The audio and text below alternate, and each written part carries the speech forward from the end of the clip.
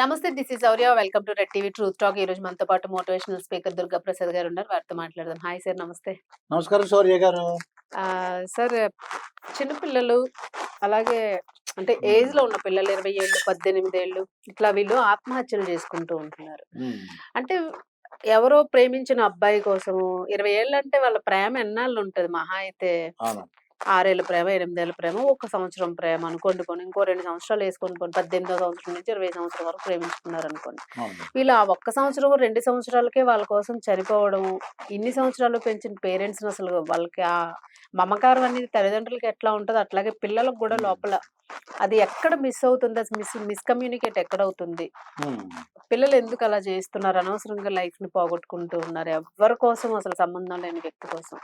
మీరు ఏం చెప్తారు sir as a motivational speaker గా? ప్రేమ మైకమని, ప్రేమ గుడ్డిదని ఇలా చిన్న చిన్న ఏవో చిన్నప్పుడు చదువుకునేవాళ్ళం. కానీ ఈ రోజుల్లో చాలా మంది మారారు శౌర్య గారు. చాలా మంది నిజాలు తెలుసుకుని బయటకు వచ్చేస్తున్నారు. బ్రేకప్ పిల్లలు తెలుసుకుని, లేదు ఇతను మన తెలియక మనం ప్రేమించుకున్నాము, మనకు సెట్ అవ్వడు, అతను అమ్మో ఇతను తేడాగా ఉన్నాడు, ఇతను అలవాట్లు బాగాలేవు, లేదని మన అన్ని అబద్ధాలు చెప్పి నాకు ఇంత డబ్బు వస్తుందని చెప్పాడు, లేదంటే ఇంత ఆదాయం ఉందని చెప్పాడు, ఇన్ని ఆస్తులు అని చెప్పాడు, కానీ కాదు అని వాళ్ళు అర్థం చేసుకుని తగ్గుతున్న వాళ్ళు ఎక్కువ మంది ఉన్నారమ్మా. విడాకులు తీసుకోవడం, పెళ్లి అయిపోయింది అనుకోండి విడాకులు తీసుకుంటున్నారు, ధైర్యంగా ముందుకు వస్తున్నారు. కానీ కొంతమంది 100కి 10%, 5% వాళ్ళు అమాయకులు అనమాట. వాళ్ళు నిజంగా అమ్మా నాన్నలు పెంచిన ప్రేమ ఏమైపోయింది? వాళ్ళు అంటే తమ్ముడు ఉంటాడు, అన్నయ్య ఉంటాడు, చెల్లి ఉంటది, అక్క ఉంటది, రిలేటివ్స్ ఉంటారు. అసలు వీళ్ళందరి గురించి ఆలోచించరా? అంత కుటుంబాన్ని అసలు కాస్త దృష్టిలో పెట్టుకోకుండా వాళ్ళు అమ్మా నాన్నలు ఎంత జీవితాంతం ఎంత బాధపడుతుంటారు అని ఆలోచన లేకుండా ఎవడో మధ్యలో ఏదో పరిచయం అయ్యాడు, పెళ్లి చేసుకుందాం అనుకున్నాడు. అమ్మాయి చాలా మంచోడు అనుకున్నారు, పెళ్లి చేసుకుందాం అనుకున్నారు. అమ్మా నాన్నలు చెప్పారు, వేరే క్యాస్ట్లే, ఇద్దరు ఇంట్లో చెప్పారు, ఇద్దరు కూడా ఒప్పుకున్నారంట. అదే ఇద్దరు కూడా ఒప్పుకున్నారు. సరే అమ్మా మీ ఇద్దరు నువ్వు ఇష్టపడ్డారు కదా, ఇద్దరు అంటే చేసుకుందాం. కానీ ఈ అమ్మాయికి అతని ప్రవర్తన నచ్చలేదండి. అతను వేరే అంటే బహుశా వేరే మాట్లాడడం కానీ, లేదంటే అతనికి ఏమైనా అలవాట్లు ఉన్నాయా, మొత్తానికి ఏమన్నా తనకి ఏం చేయాలి? తను చెప్పాలి, అరే నువ్వు నాకు పని చేయవు, నేను ఇలా అనుకున్నాను, నువ్వు నాకు సెట్ అవ్వు, బతుక్కో అని వదిలేసి ఈ అమ్మాయి అంతకన్నా మంచిగా సెటిల్ అవ్వాలి. నీకన్నా మంచి వాడిని నేను మేనేజ్ చేసుకుంటాను, నేను జాబ్ చేసుకుంటాను, నేనంటే ఏంటి ప్రూవ్ చేసుకుంటాను అని చేయకుండా అతను ఆత్మహత్య చేసుకుంది. అమ్మాయి చక్కగా రాత్రంతా భోంచేశారు వాళ్ళు. అమ్మ నాన్నలతో భోంచేసింది, ఎవరి రూమ్ లో వాళ్ళు పడుకున్నారు. తెల్లవారు లేచి చూస్తే అమ్మాయి ఊరేసుకుని ఉంది. చూస్తే ఒక స్టేటస్ పెట్టిందంట. ఏమని పెట్టింది? నేను వెళ్ళిపోతున్నాను, నువ్వు హాయిగా ఉండు అని. అది సంథింగ్ ఏదో జరిగింది సార్ ఇద్దరి మధ్య. అబ్బాయి వేరే ఏదైనా ఇప్పుడు అబ్బా నాన్నలు ఎంత బాధపడి ఇప్పుడు ఏంటి కేసు పెడతారు. ఏమని పెడతారు? మా అమ్మాయికి మా అమ్మాయిని బాధ పెట్టాడు, మా అబ్బాయిని ఇబ్బంది పెట్టాడు, మా అమ్మాయిని పురుగొల్పినట్టుగా ఉంటుంది. అంటే ఆయన చేసిన పని వల్ల అవును అమ్మాయి అట్లా చేసుకుంది అని.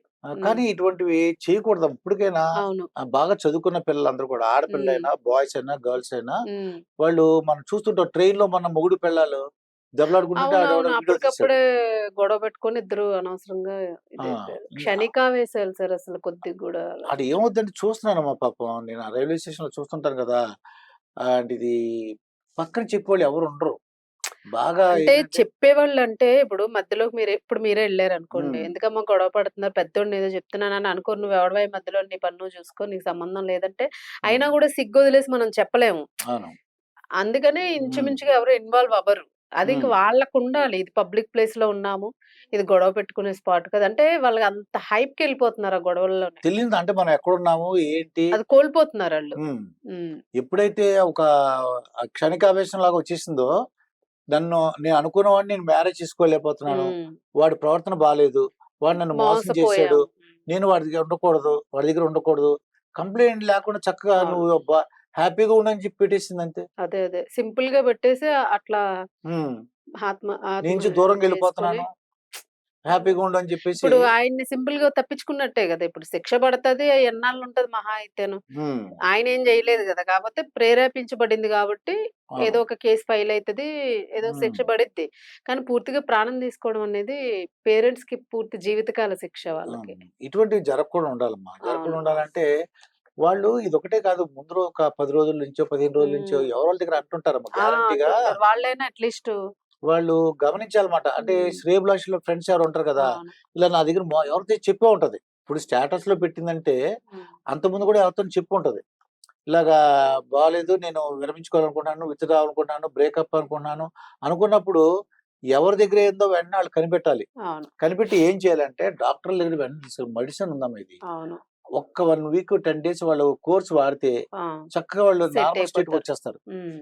అది మరి కనిపెట్టాలన్నమాట. ఎవరో ఫ్రెండ్సో లేకపోతే రిలేటివ్సో ఎవరో ఒకళ్ళు కనిపెట్టాలి. అవును. అవును. కానీ ఇటువంటి సంఘటనలు జరగకూడదని కోరుకుందాం. బాగా చదువుకోవాలి. హ్మ్. వాళ్ళు పూర్తి కాలం జీవితం హ్యాపీగా వాళ్ళకు దేవుడు ఎంతైతే ఆయుష్ ఇచ్చాడో ఆయుష్ అంతా కూడా హ్యాపీగా ఉండి పిల్లల్ని అదే కుటుంబ సభ్యులందరూ ఆనందపరిచేలాగా చేయాలండి. చేయాలి. ఎవరికైనా గూడాను ఎవరైనా హ్మ్. ప్రేమించిన అబ్బాయి మోసం చేశాడనో, ప్రేమించిన అమ్మాయి మోసం చేసిందనో, ఆత్మహత్యల వరకు మాత్రం దయచేసి వెళ్ళొద్దు. ఇంకొక మంచి లైఫ్ ఉంటది ఖచ్చితంగాను. కొంచెం ఆ టైంలోన మీ విచక్షణ అంటే మన బ్రెయిన్ అప్పుడు చాలా ఫోర్స్‌బుల్‌గా ఉంటది. దానికి అట్రాక్ట్ అవ్వకండి. ఆ బ్రెయిన్‌ని కంట్రోల్ చేసుకోగలిగితే ఆ ఒక్క క్షణం ఆగితే ఆ మృత్యువాత పడే అవకాశం ఉండదు. దయచేసి ప్రాణాలు మాత్రం తీసుకోకండి. తల్లిదండ్రులను గూడా గుర్తుపెట్టుకోండి. మీ అక్క చెల్లెల్ని, అన్నదమ్ముల్ని గుర్తుపెట్టుకోండి.